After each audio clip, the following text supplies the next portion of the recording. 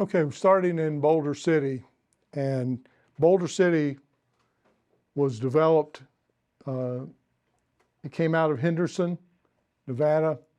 The UP, one of their affiliates, the Los Angeles and Salt Lake Railroad, was a subsidiary and built to Boulder City, and the government, it was created as a work area to build Boulder Dam.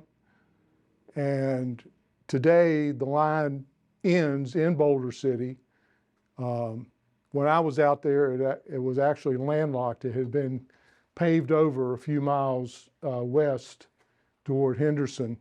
I think they have since built a bridge over the highway that has connected it back. Well,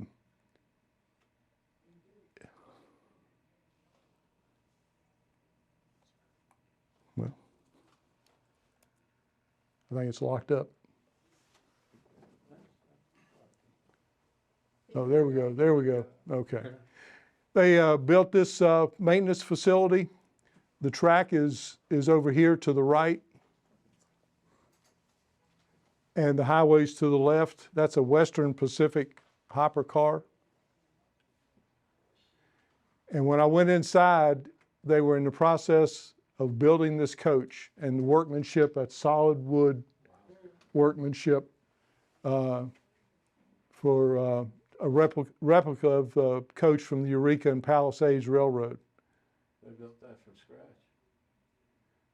scratch. Looks like the framework was probably original, but they're rebuilding from that up. And they had these drawings of the original equipment. At the time I was out there, this is the consist that ran the little excursion, which paralleled the highway back for a few miles. And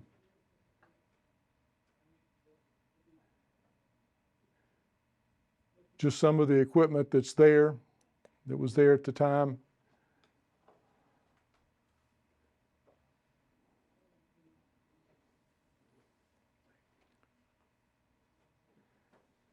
This is the Union Pacific GP30 numbered 844 that while it was in service, that's what created the necessity for the steam engine, the 484, to be the number to be changed to 8444.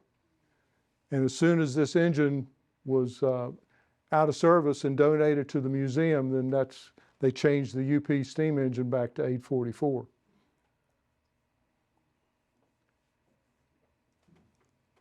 This is what kind of interesting story here. This is the Jackass and Western, a little GE 25-ton. You can see behind it, with my cursor. It's working, it's just not on. Yeah. Anyway, the third unit behind there is a GE 80-ton center cab. Both of these diesels worked at the Nevada test site.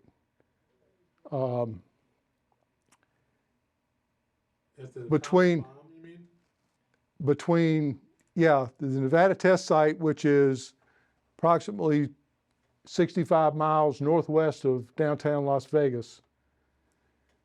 They worked at in an area 25 with the Jackass flats in the Nevada test site, where they tested nuclear-powered rockets. They had their own little railroad in there to bring material in and out of the construction building, take it out to Jackass Flats and test it. If you're a museum, the next slide, take note of the very last sentence. If you're a museum waiting for a donation,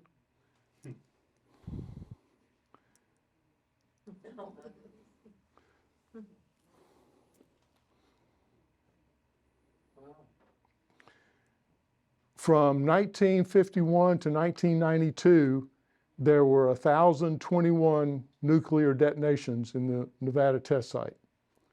100 of them were above ground and visible from Las Vegas. So what that created was a tourist attraction for people to go to Las Vegas when they were going to have a nuclear test above ground. I got this off the internet. Here's a picture of our two little diesels pulling a nuclear powered rocket engine out to the test site. And there's a mushroom cloud as seen from downtown Las Vegas.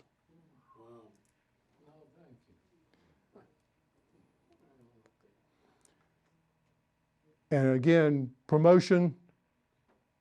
Yeah, it looks like it's only 2 miles away. Or Yeah. something, but Yeah, that really. I got this off the internet as well. They actually had, the nuclear family take a vacation in Las Vegas and visit the Nevada test site. So how far does radiation come into Las Vegas? There's a lot of information online. It's really interesting. We could spend a lot of time, but before detonation, they would check with the weather service to see what direction the wind was blowing. Yeah. So, and try to detonate when it was blowing away from Las Vegas.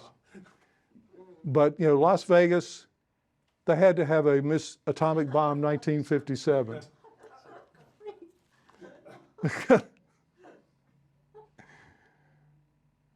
So it's an interesting little museum. There's some, it's not very big, but they've got some interesting stuff there. And there's a picture I took of the dam, and that's what the landscape looks like all around it, and from there almost to Interstate 40, 90 miles away. All right, we'll jump to Spencer. This is one of the early 2012, one of the first Norfolk Southern 21st century steam excursions that ran out of Spencer. It wasn't diesel assisted, which was really nice, made for some good pictures. And they would run a couple daily trips from the museum down to Salisbury and get on the S line going out toward Asheville. And they would go to Barber Junction, where there's a Y, and turn Barber Junction and come back to the museum.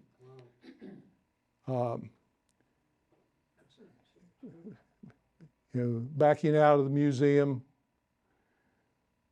I did a couple of these in black and white because there's standard old Southern Railway type signals. That's just out of Barber Junction, headed back east toward the museum. Now they would come out of the museum and go down to Salisbury and take the Y on the S line going out toward Barber. And we were waiting for the steam train to back down, and we had a northbound freight come through, and then had one of the North Carolina trains come into the station. You can see in the background, 630 has already backed out of the way to let the passenger train in. And as soon as the passenger train cleared, he crossed over from Main 1 to Main 2 to be able to take the Y out toward Barber. And that's going around the southwest leg of the Y. at Barber? No, at Salisbury. In the middle of that Y in Salisbury was this beautiful old Southern freight station. And a lot of people tried to get it preserved, but there was no way to do anything else with it because it was all on railroad property in the middle of the main lines here in the foreground, and the Y was on either side of it. And it was finally demolished in 2012. And there's a picture, there's the main line, and there's 630 headed back toward the museum.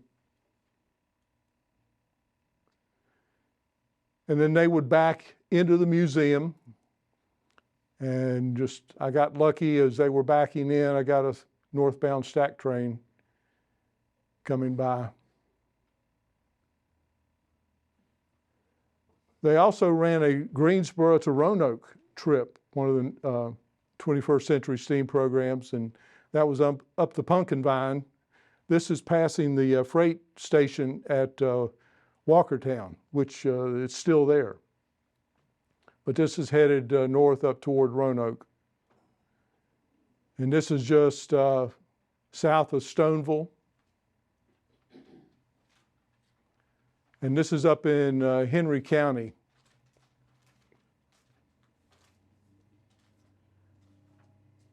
And just a few pictures of the streamliners.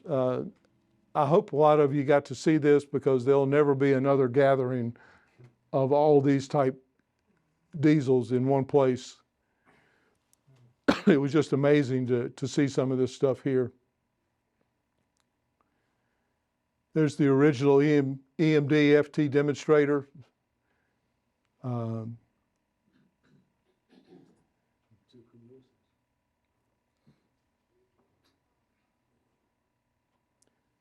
But they just did a phenomenal job at the museum getting all the people to run these locomotives and position them all over the museum grounds for different photo opportunities. And this was, 611 was there, had just been brought there. This was right after it was announced that it was going to be rebuilt again. And you can see the rods are off of it. But it made a nice picture with this Pennsy E8 unit.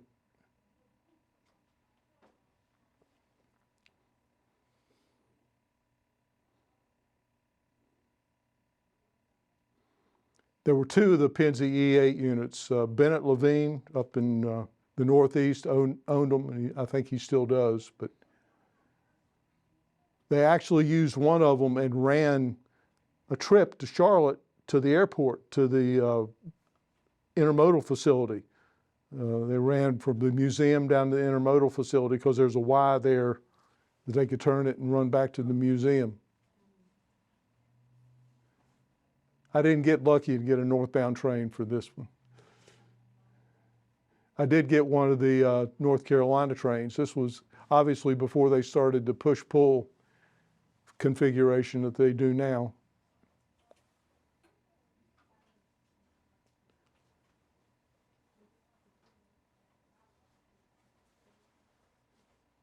But the effort that it took to get all these units to Spencer is just amazing. And Wick Moorman, yeah, if it wasn't for him, it would have never happened. Judy, that's the kind of locomotive that they eventually ran on the Zephyr after they got rid of the original shovel nose locomotive. And that little black and white picture you have, they replaced it with that kind of locomotive there. But that's still a Burlington locomotive. What year would that be? Well, that locomotive was probably built about 1940. This was in 2012. So. And there's, Built in 1940. yeah, it's kind of, you can't read the top, but that's ex-New York Central Sandy Creek, and that's Wick Moorman's private car. That was one of the two regular observation cars in the 20th Century Limited.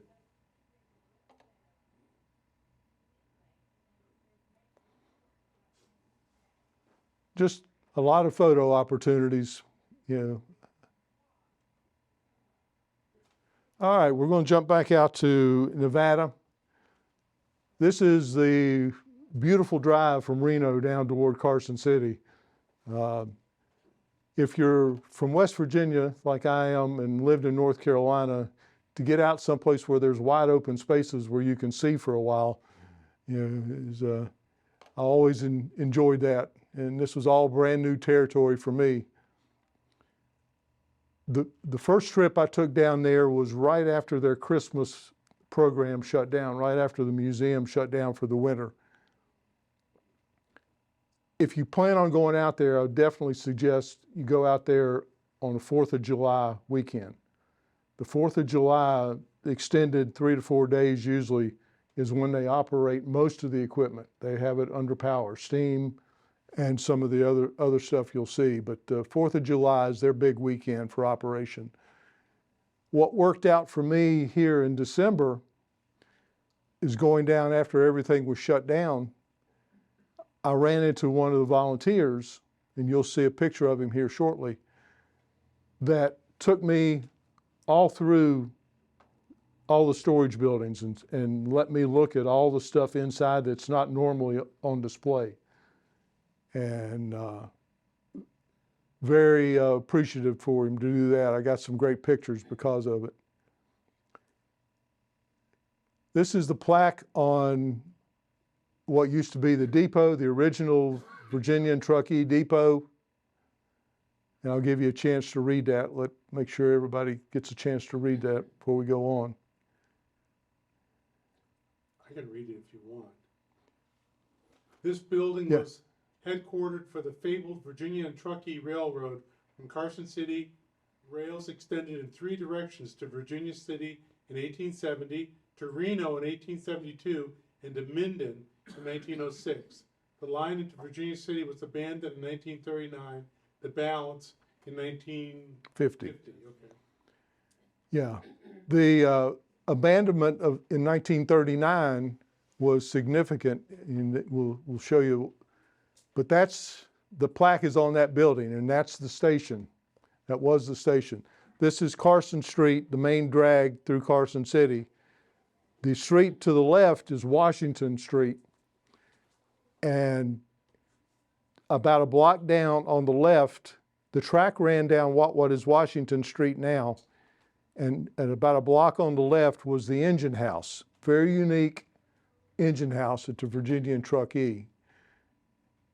And there's a picture of it I found online, that station and the train stopped.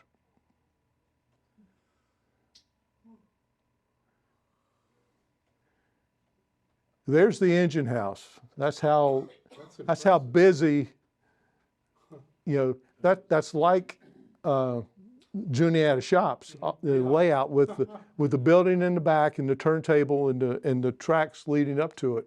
Is that still in operation? Yeah, I'm getting there.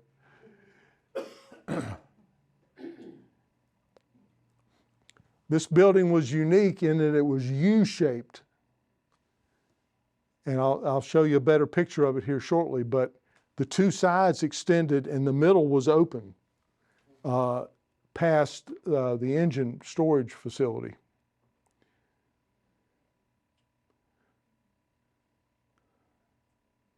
Engine 26 and 27, you'll see 27 here again in a little bit.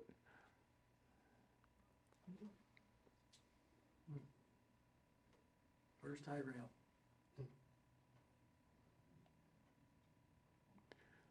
There it was after abandonment, and the tracks are all gone. That building sat there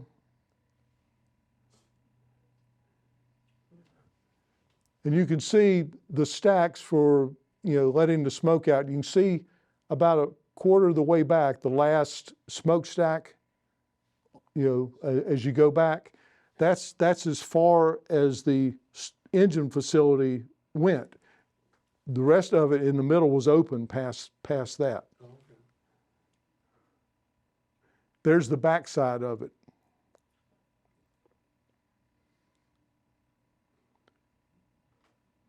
So it's just sitting.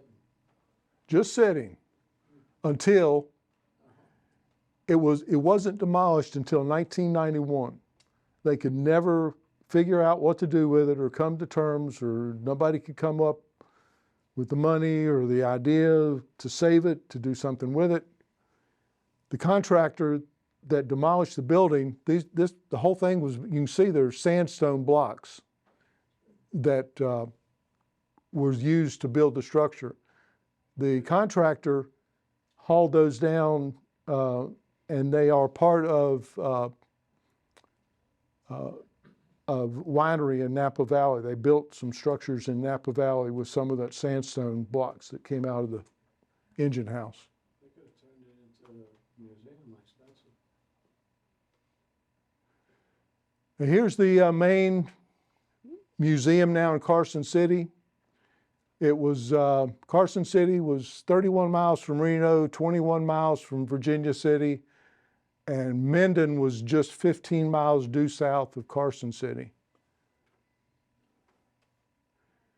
Here's an overview of the museum, and sorry my pointer won't work on that screen. The building in the center with the brown roof, that is the main display area for the museum. The buildings to the left are all the storage and maintenance facilities. The loop and most all of the tracks into the storage building are all dual gauge for standard gauge and narrow gauge. Up here in the right-hand corner near the highway is the depot where the trains leave out of. And you can see tailing off in the background, there's a tail track with a Y. So what they do is to keep the wheel wear even on the steam engines, they'll leave from the depot with the steam engine leading, heading forward, make a few loops, go down that tail track, run around the train. The next set of trips, the engine will be running backwards to equalize the wear on the steam engine tires.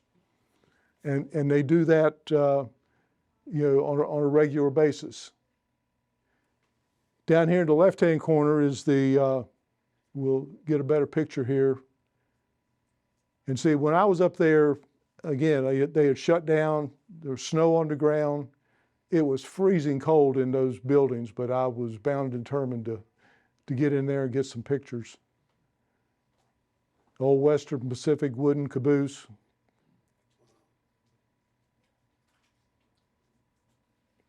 There's the Armstrong turntable, manual turntable.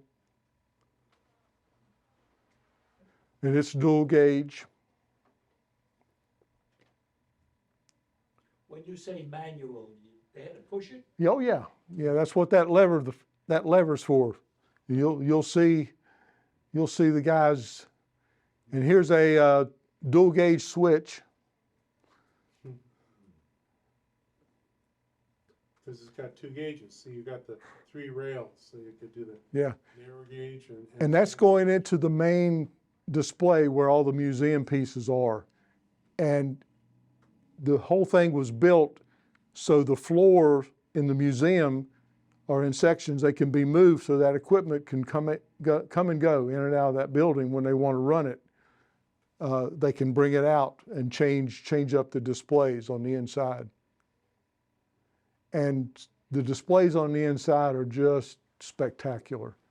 The work that's been done to redo some of this equipment. So that's a silver car? Do Is what? that a silver car? Oh, bags of silver? Yeah. Yeah, from the Comstock? Yeah. Not sure. It'd be worth a heck of a lot of money right now. That was still silver.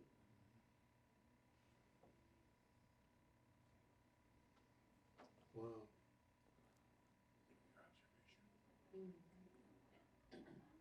Steve, I have a question. Is the Wells and French the same Wells as in Wells Fargo?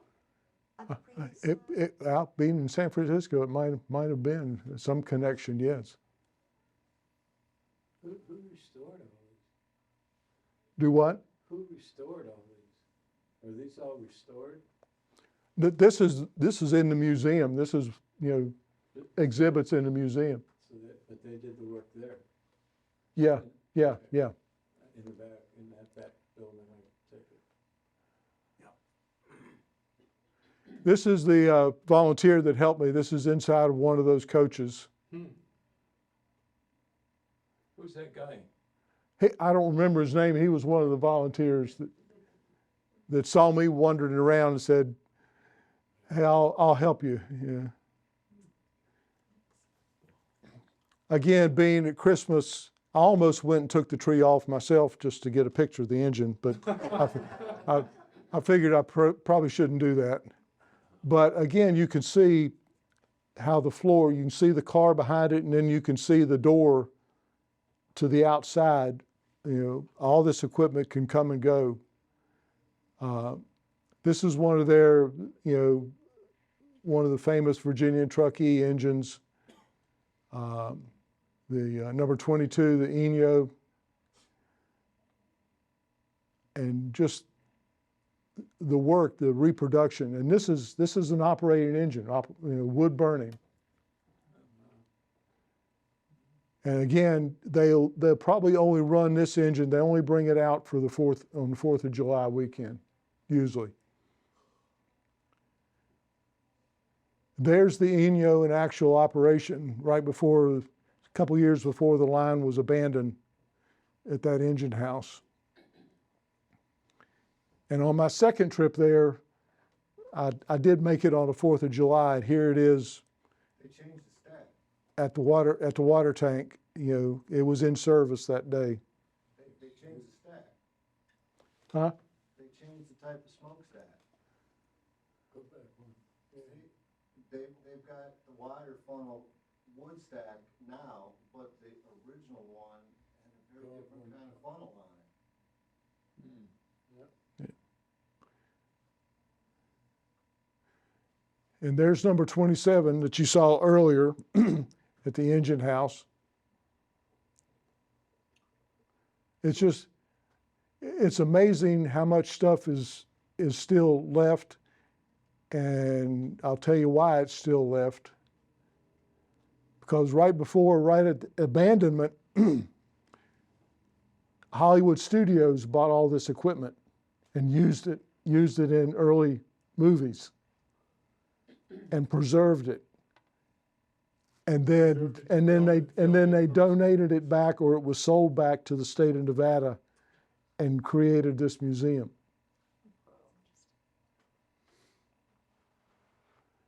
It even had this little H.K. Porter. What were the three lines? Was one of them narrow gauge, which is why they had the dual gauge track? No, I think they were all standard gauge. I think the narrow gauge is because of some of the equipment they have at Okay. the museum. All right. So the original Virginia truck didn't have any narrow gauge at all. No. Okay. And this is just some stuff back in storage that I was able to see, you know, maintenance of way equipment, still Virginia and Truckee. Some beautiful models of all these engines in the museum part.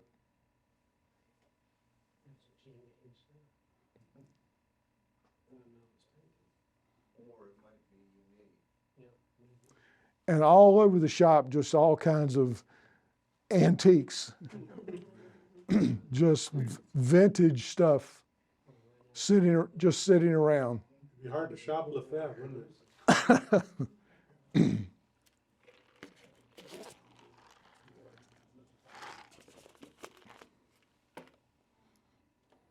Were you the only one allowed to take these pictures, or could anybody? I was the only one there that day.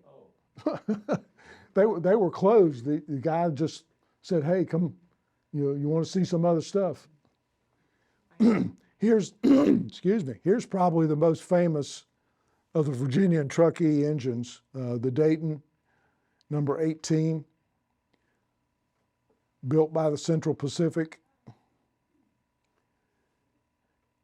That's a picture of it in service. Paramount Pictures bought the Dayton from the Virginia and Truckee in 1938 for $1,000 to play a major role in the film Union Pacific. In 1939, the Dayton was painted to portray Union Pacific 119 and traveled 12,000 miles across the U.S. under its own power to promote the movie. In 1969, the Dayton was loaned to the National Park Service and modified to represent Union Pacific Engine 119 for the Golden Spike Centennial Celebration at Promontory. In 1974, Paramount Pictures sold the Dayton to the state of Nevada for preservation, and it's currently on display in Virginia City. It's not in Carson City. Its home is in Virginia City, and it has its own building. Isn't, did they repaint it or anything? Well, yeah, I'll show you. isn't 119 still in Sacramento though? I thought that, Stanford. I don't know if 119 is. The reproductions at Promontory of 119. But the California Museum up in Sacramento, I think they've got the original equipment. They've got a Virginia and Truckee engine. I'm not sure. I don't think it's 119. 119 was a Union Pacific. Yeah. Here's a, here's a list of all the movies that Dayton has been in, starting back in 1938, 39. And some of the movie stars.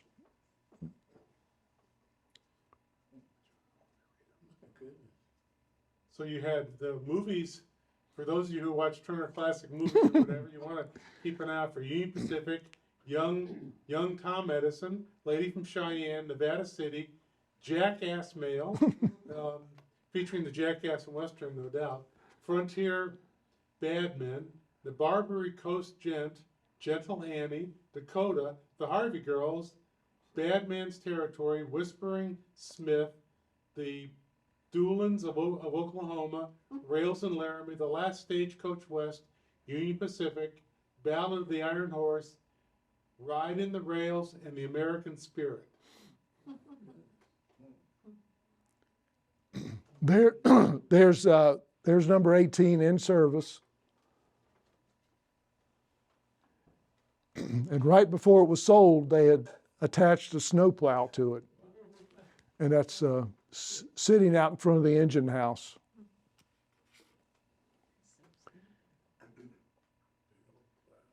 And there it is the Union Pacific 119. Do you know if it was that a coal burner or a wood burner? It was called, Coal, okay. And there it is at Promontory. Promontory. Pretty unique too. Here's what it looks like today after restoration. and that's got a wood burning stack on it. It is absolutely gorgeous.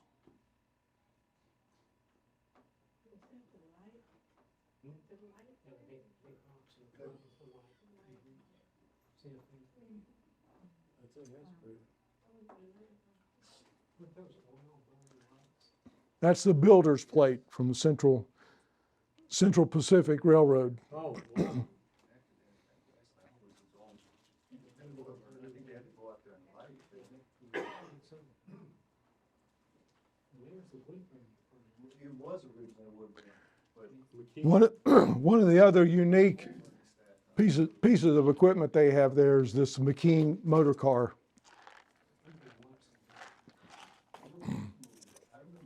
A great history on this car as well. This was also in operation for the 4th of July weekend. I got to ride in this. Were there glass in those windows or were they open? Looks like. Yeah, I'll show you that here in a little more detail. But anyway, they ran these on the line.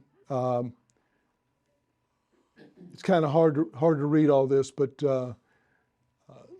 it was finally, the car body was sold after 1946. And there's a picture of it in service. Here's a picture of it as a diner. The car body is all that survived. Everything below, was scrapped. As well as the inside was probably good. There's another picture of it as a diner. Super cheap, yeah. That's funny.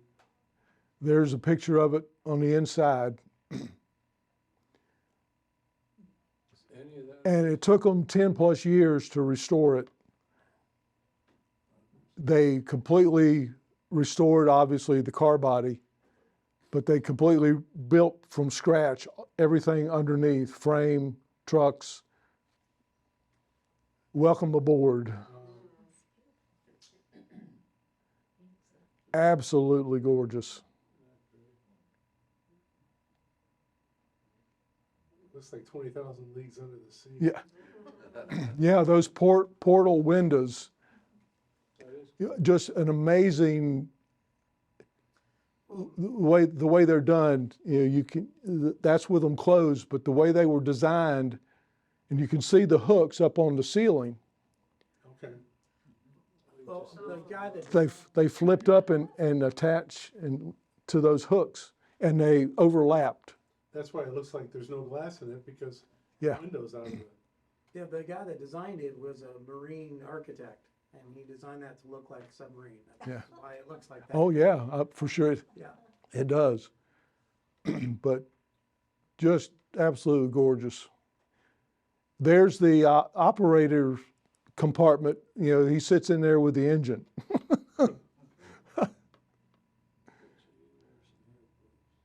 And there it was making the loop around the museum.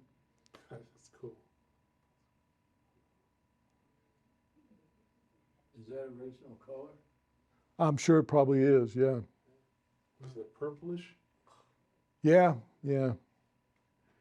When I was there the first time, this is the little narrow gauge engine, the Glenbrook, that was used up on Lake Tahoe to haul lumber.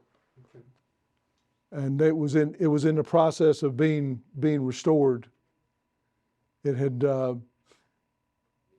been saved privately, and then it was finally donated to the museum.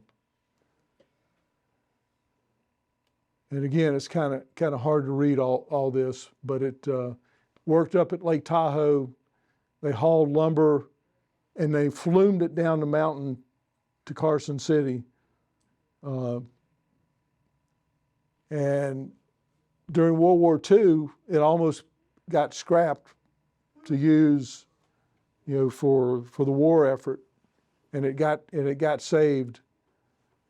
It was built in 1875 Yeah, by the Baldwin Locomotive Works of Philadelphia. Huh.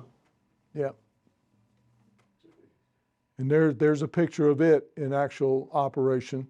Well, they got the wood piled on the tender for sure. There's what it looks like fully restored. Just absolutely spectacular. That's the original colors? Yeah, That would pull in? back to its original.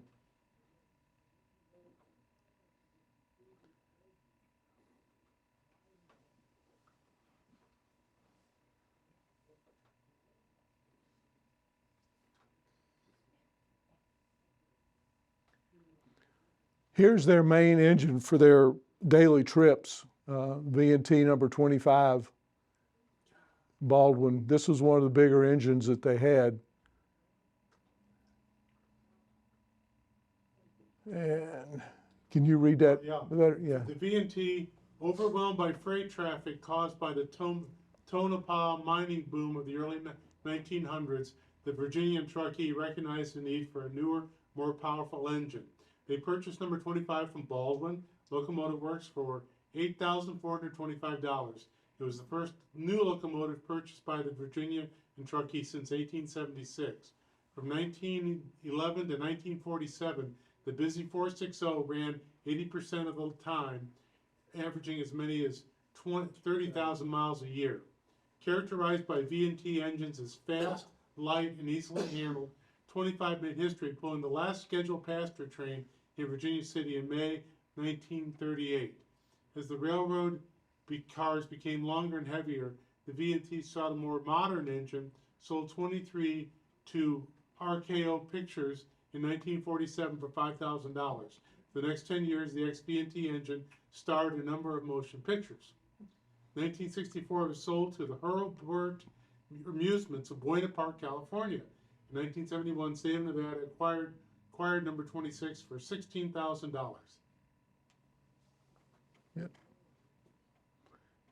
And there they are, pushing it, turning it on the turntable.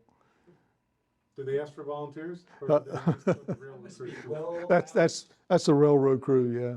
Something like that.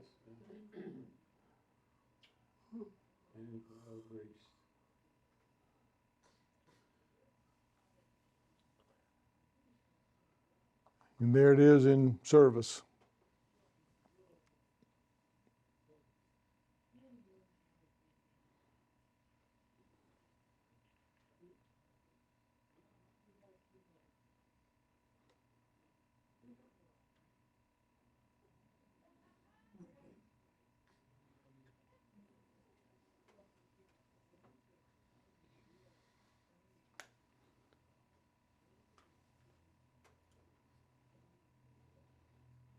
Typical consist for the museum run. Again, another beautifully restored piece.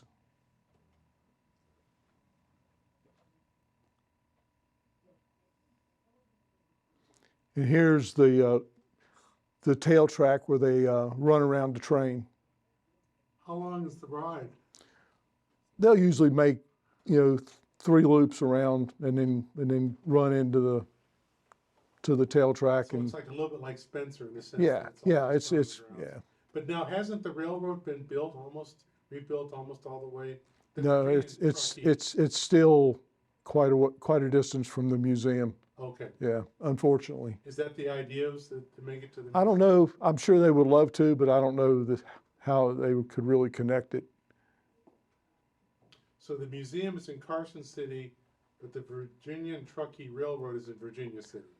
Runs out of Virginia City to Carson City, but on the southeast side. Okay.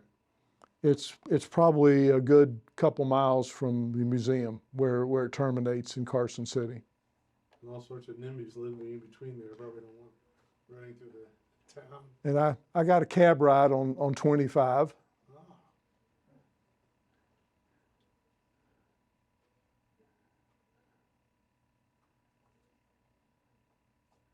And there it is running the loop.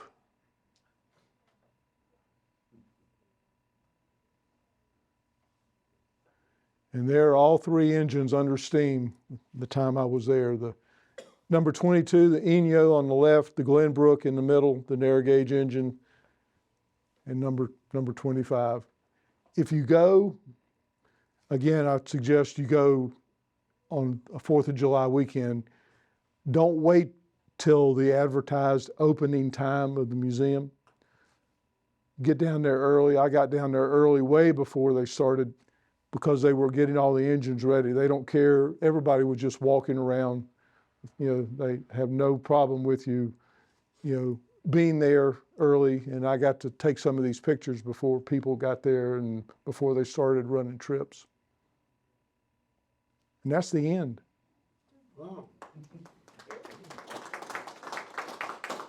When you say get there early, you're talking about a day before or early? No, get there early that morning. If they say the museum opens at 10, Yeah. get there about 8. If you can talk to the guys, see them prepping the engines, just a really nice facility. Well, thank y'all. I enjoyed sharing all those with you.